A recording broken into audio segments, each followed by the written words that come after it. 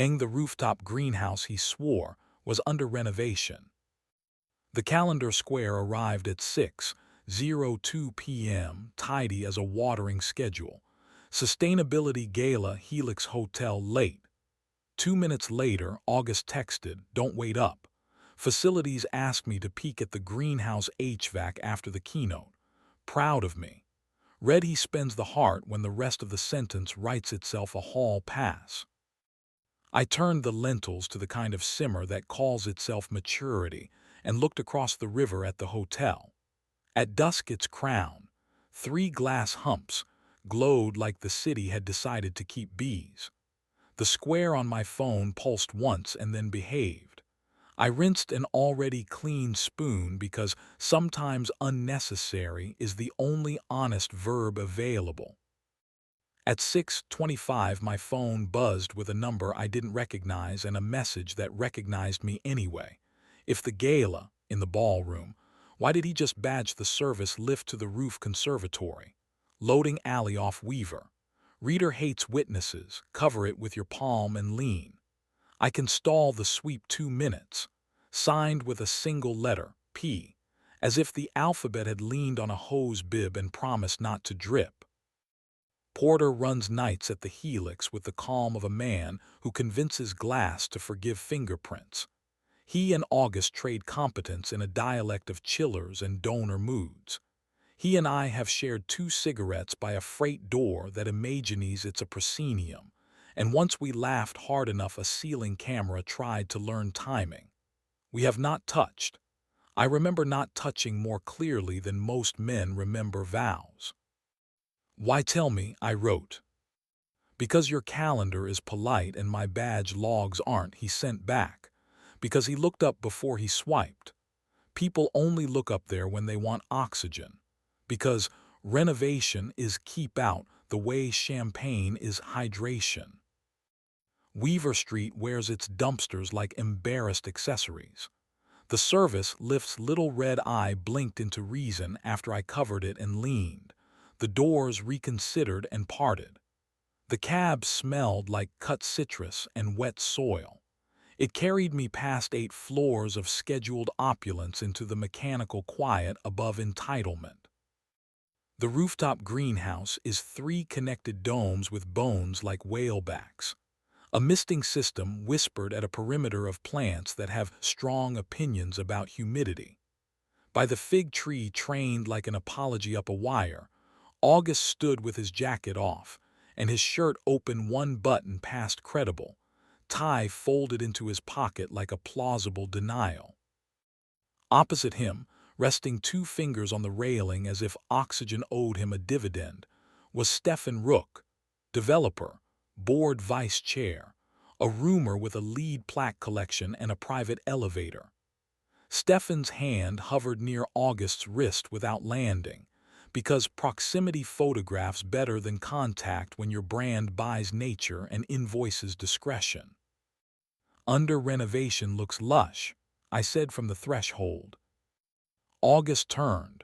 For a beat, truth used his face like glass before it reflects. Then the public version of him arrived with its careful lighting. "Sela's," he said. I how did. "Porter likes nouns," I said. "I like doors." Stefan's smile had learned to pronounce stewardship in 4 languages. "We were discussing airflow," he said. "Patrons delight in seeing where the breath comes from." "I prefer breath that doesn't need an audience," I said. August took 1 step toward me and let the great floor keep the second. "We were checking the evaporative loop," he said. He wanted to hear the pumps without gala noise. "Sound is persuasive," Stefan said. He opened both hands like tasteful parentheses. 2 minutes. The sweep is punctual and I have a call." He drifted along the catwalk toward a control box with little lights making honest arguments. As he passed, 2 fingers tapped August's shoulder, punctuation, not possession. The fig leaves pretended not to eavesdrop.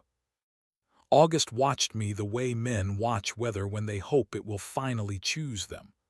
"I was going to text you," he said, lower now. using the register he keeps for mornings and the soft under my jaw. After, I wanted to know I could leave this room without letting it edit me. You wanted to be caught, I said, not punished, caught. He let out one breath the plants immediately tried to tax. Yes. There is a humidity at which grammar resigns. I crossed the grate and put my mouth on his because glass deserves an honest witness. He kissed back with the relief of a man who has been paying interest on restraint, compounded nightly by applause. He tasted like Gala bourbon softened by green, wet air. My thumb found the hinge of his jaw and pressed. He made the small, involuntary sound I keep receipts for. His palm slid under my shirt and settled flat between my shoulder blades like a promise that refuses notarization. We didn't undress.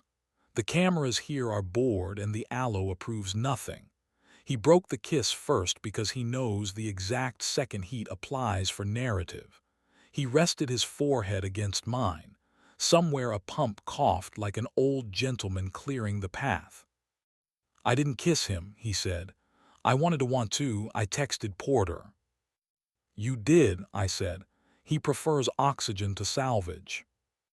From the control box, Stefan tilted his head with the tidy curiosity of a man who assumes climate will sign his NDA.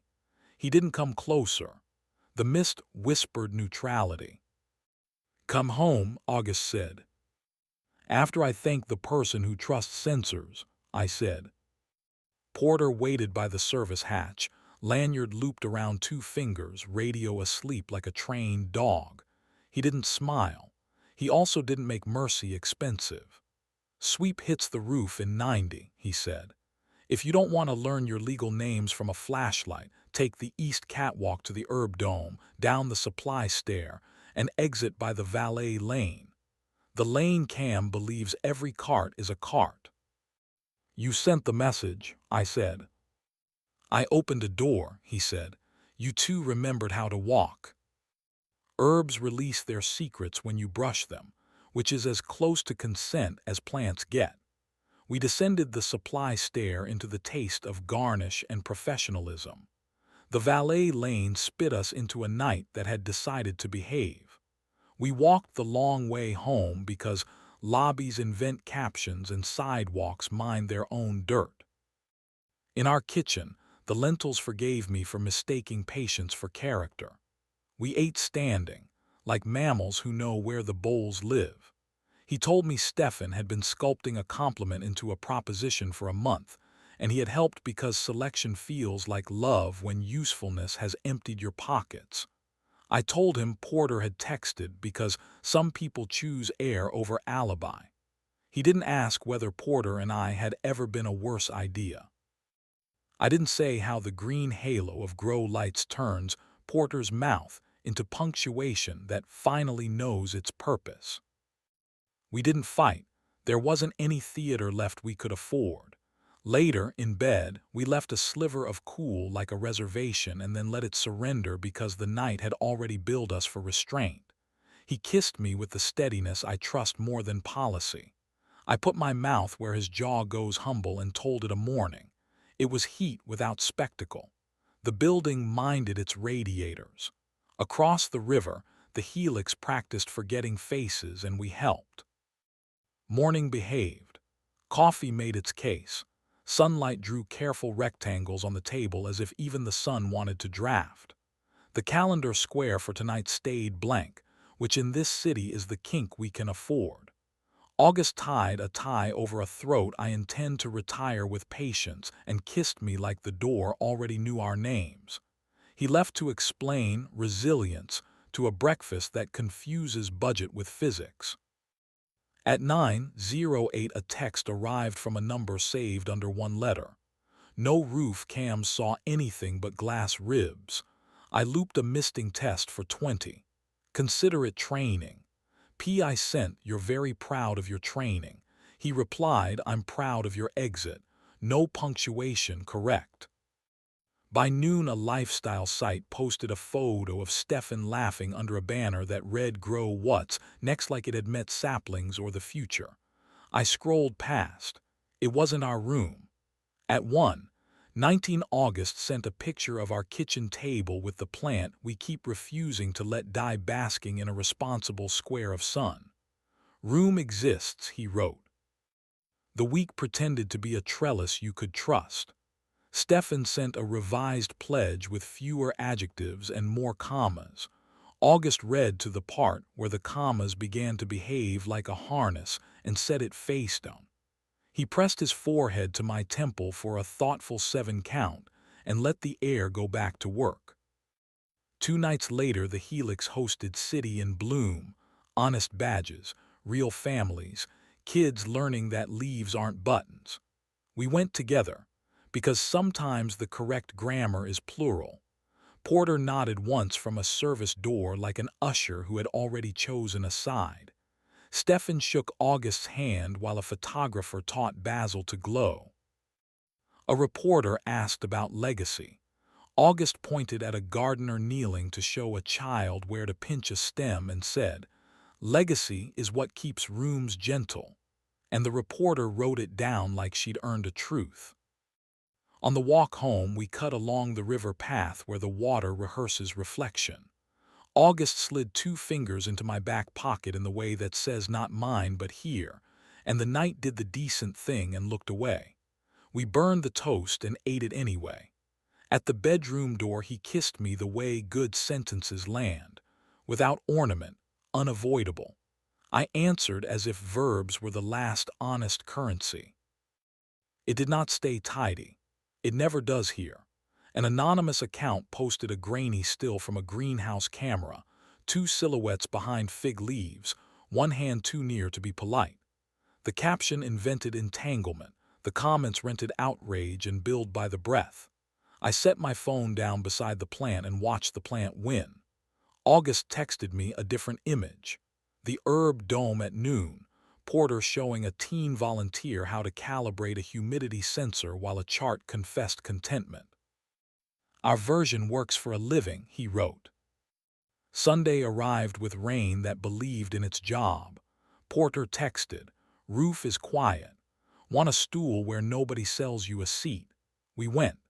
He poured us paper cups of coffee that tasted like competence and showed us which gasket lies first, why you never trust a door that apologizes, and the faint change in hiss that means a valve is about to tell the truth. He didn't flirt with anything, not even the truth. He stood with his hands in his jacket pockets and told us a joke about rich men who think photosynthesis is a metaphor. I liked him better for refusing to be necessary when he didn't need to be. Midweek, the hotel staged a press moment to announce community hours in the greenhouse. August spoke first, about bolts and volunteers and the joy of maintenance, the only speech that ages correctly. Stefan promised to help the city meet its air on time, a sentence that managed to spend nothing and still collect applause. After, he shook August's hand and then looked at me with the careful respect of a man evaluating whether he cannot purchase. "You're both very good at exits," he said. "Practice," I said. He laughed because it was the only honest thing left on his card. A columnist with an adjective habit implied August's access came courtesy of private tour. The piece included a photo of glass ribs that could have been any ribs and a paragraph that could have been any rumor. The comments did their choreography. I carried the plant to the sink and let water talk to its roots like a promise we could keep. That night we turned our phones face down and cooked like people who still believe heat tells the truth. On a wet Thursday, Porter sent a single word, weather, and we met him by the intake where the gutter negotiated with the sky.